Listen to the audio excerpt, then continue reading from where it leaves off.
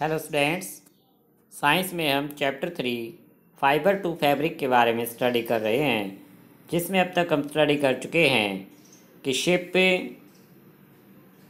या other animals के fleece part से हमें वूल ऑब्टेन होती है। और फ्लीस का सेकंड मीनिंग स्टूडेंट हेयर होता है। इसके बाद हमने बहुत से एनिमल्स के फिगर समझे थे कि इन एनिमल्स से हमें वूल फाइबर मिलता है। लास्ट टाइम हमने फाइबर से वूल बनाने की प्रोसेस डिटेल में स्टडी की थी, जिसके 6 स्टेप हैं। आपने ये 6 स्टेप अच्छे से रिवाइज कर लिए होंगे। Shearing, scouring, sorting, cleaning of birds. Cleaning of birds को ड्राइंग भी कह सकते हैं। स्टेप 4 में हमने स्टडी किया था कि उन हेयर्स को क्लीन करके ड्राई कर लिया जाता है। तो क्लीनिंग ऑफ बर्ड्स या फिर ड्राई। स्टेप 5 था डाइंग। डाइंग यानी कलर करना, और लास्ट है रोलिंग। इसके बाद स्टूडेंट्स ऑक्यूपेशन हैज़र्ड।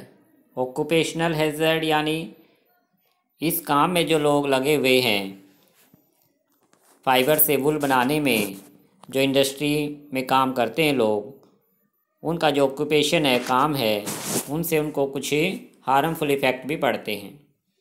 ये wool industry is an important means of livelihood for many people in our country, but sorters job is risky as sometimes they get infected by bacterium anthrax। कि anthrax bacteria से कई बार वो लोग infected हो जाते हैं। Which causes a fatal blood disease called sorter disease, जिससे उनको शोर्टर नाम की डिसीज हो जाती है। Such risk faced by workers in an industry are called occupational hazard. तो इसी डिसीज की वजह से उनके जो ऑक्यूपेशन है उनको ऑक्यूपेशनल हैज़र्ड कहा गया, कि एंथ्रेक्स बैक्टीरिया की वजह से। स्टूडेंट, एंथ्रेक्स बैक्टीरिया का नाम है, जिसकी वजह से उनको शोर्टर डिसीज होने का खतरा रहता है। Boojho is wondering why it hurts when someone pulls his hair but not when he goes for a haircut। कि बूजो के माइंड में आया कि जब किसी के हेयर को पुल करते हैं तब उसे हर्ट होता है, कि हेयर को पुल करने पर हर्ट होगा हमें, लेकिन उन्हीं हेयर को जब हेयर कट करवाते हैं तब कोई हर्ट नहीं होता। सो स्टूडेंट्स, आपको पता है हेयर को जब पुल करेंगे तो वो अंदर से जड़ से खींचते हैं, इसलिए हमें हर्ट होता है। जहाँ हमारे लिविंग कोशिकाएं हैं, लेकिन हर्ट को जब कट करवाते हैं तो वो जो डेड स्किन है वहाँ से कट होते हैं, इसलिए हर्ट नहीं होता। Boojho is wondering why a cotton garment can not keep us as warm in winter as a woollen sweater does.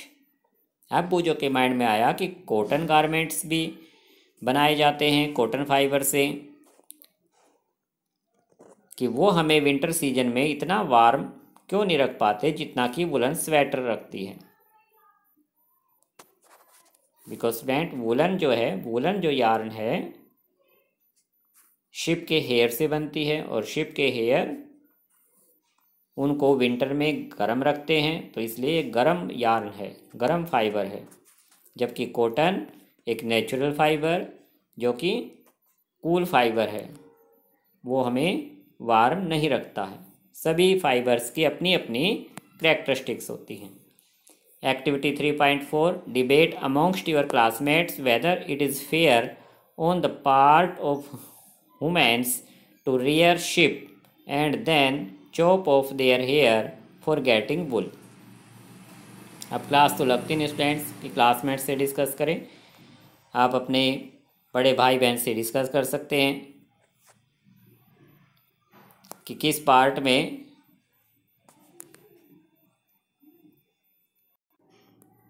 Student discuss करना है हमें कि इट इज़ फेयर कि क्या ये सही है, of the part of humans कि ह्यूमन्स की लाइफ का पार्ट क्या करता है वो, टू रियर शिप को रियर करना, and then chop off their hair और उसके हेयर को चॉप ऑफ यानी कटिंग करना, एंड गेटिंग वुल और उससे वुल प्राप्त करना।